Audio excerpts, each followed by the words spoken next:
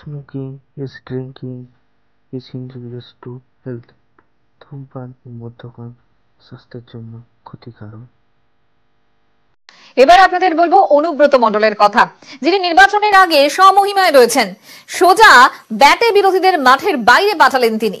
অনুব্রতদা, আপনি বারবারই বলেন যে আপনার এলাকা আপনার গড়, বিজেপি বলছে অনুব্রত মণ্ডলের গড় নয়। ভয়ঙ্কর খেলা হবে, খেলা হবে, খেলা হবে, এই মাটিতেই খেলা হবে। ঠেঙিয়ে পগার পার করো, আর খেলা হবে, খেলা হবে, এই মাটিতেই খেলা হবে।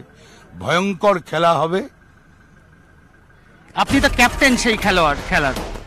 আমি জানি না, আমি বীরভূমে 11তে শূন্য করবো দেশ। একটা সিটও পাবে না, মঙ্গলকোট, কেতুগ্রাম, হাউসগ্রাম, এই 3টে সিটও পাবে না। গতবার আপনাকে নজরবন্দি করেছিল নির্বাচন কমিশন, এবারও বিজেপি বলছে যে বুথের ধারে কাছে কোনো রাজ্য পুলিশ থাকবে না। কিভাবে ভোট হবে তাহলে? দেখা যাবে।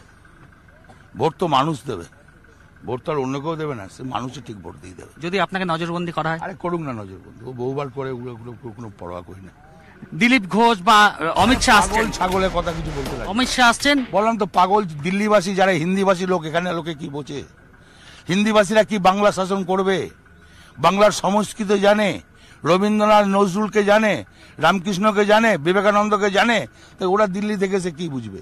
আপনারা কি হিংসাকে প্রশ্রয় দেন? একবারই না, হিংসাকে প্রশ্রয় দিই না। মঙ্গলকোটের যে ঘটনা, খুনের রাজনীতি আমরা বিশ্বাস করি না। মঙ্গলকোটের যে ঘটনা আপনাদের বুথ দুঃখজনক, হেবি দুঃখজনক, নোংরা রাজনীতি।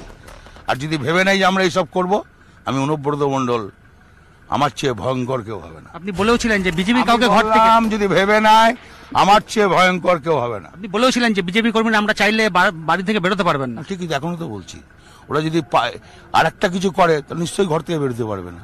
চ্যালেঞ্জ করছি।